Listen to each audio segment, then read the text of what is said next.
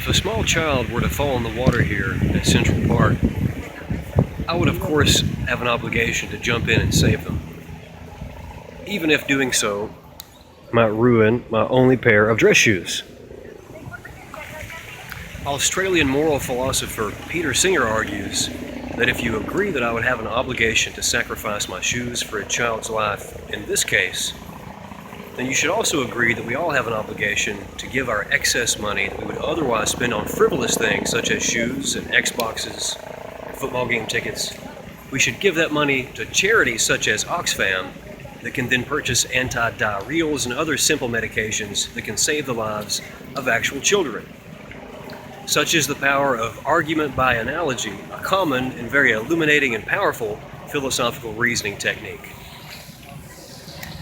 The way an argument by analogy works is that you set up two scenarios. The first, you probably have some clear convictions about. It's probably obvious what you think you should do, what your ethical obligations are. In this case, that if a kid were to fall into the lake, I should jump in and save them regardless of the impact to my shoes. In the other case, the structurally similar case, argues Singer, of a child in a third world country dying of diarrhea, you can have the same impact by sacrificing in a similar fashion. And therefore, since you argued or since you concluded that I should save the child in the lake, you should also conclude that we have an obligation to give our excess money to charities that can do things like that. Another example. Imagine tomorrow morning, you wake up, you open your eyes, and you see that you're connected to a series of tubes through which your blood appears to be flowing. And you look to your left, and there's some guy laying there in a suit, he's unconscious.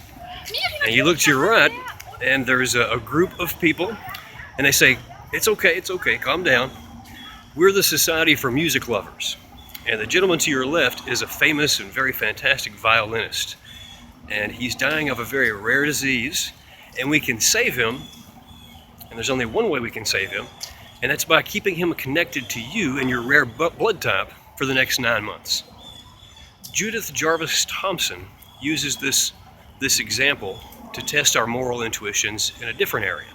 She says that if you conclude that in this case you would have no obligation to remain connected to the violinist, well, that also means that pregnancies, at the very least pregnancies that are the result of rape, can be aborted. That the morality of abortion in this case would apply to the similar circumstances. Now, why would Thompson qualify her argument and say that it only applies to cases of rape? Well, it's because she's attempting to set up two scenarios that are relevantly similar. And so in the case of the violinist, you just simply wake up one morning hooked up to this guy through no fault or any consent of your own.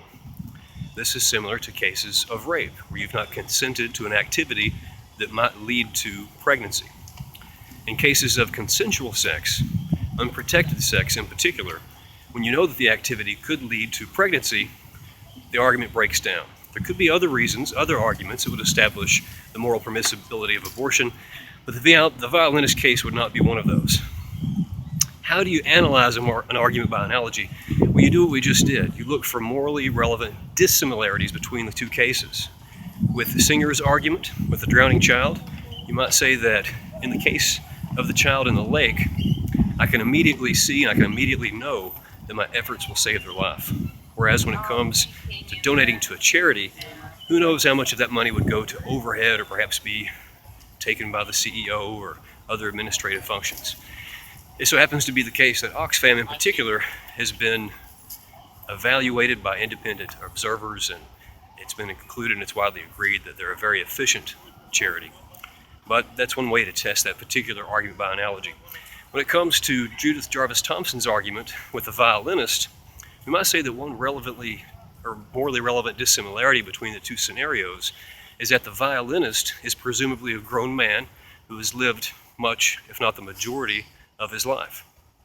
But when it comes to an unborn developing human, they've not lived outside of the womb at all.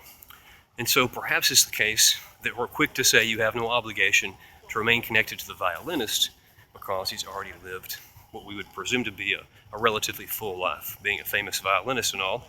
But when it comes to the UDH, that's not the case at all. However, we could establish another dissimilarity that would lead us in another direction, toward another conclusion. And that might be that the violinist, except for his current condition, is a fully functioning member of the moral community. He's what we might call a full person.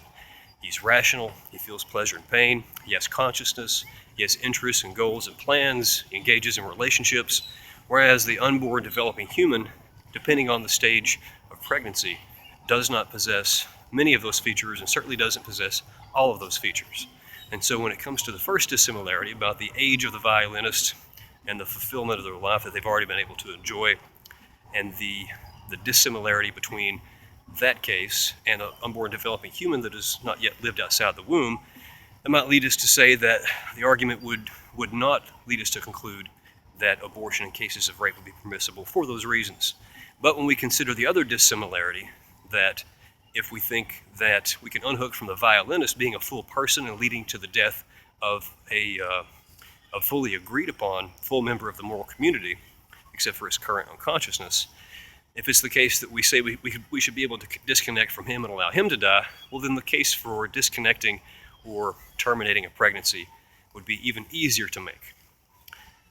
So these are arguments by analogy. You can use this in almost any circumstance, and arguments by analogy are most useful whenever there's a new area of moral reasoning where your moral intuitions and your convictions are less clear. So if you're thinking about artificial womb technologies, or stem cells, or euthanasia, or any sort of new technology, or any new area of ethics, think of a relevantly similar case, and if your convictions are clear in this area, and they're relevantly similar to this other area, we'll just apply similar reasoning to both sides. And if anyone ever offers an argument by analogy to you, this is the way to analyze it. Look for those morally relevant dissimilarities between the two cases.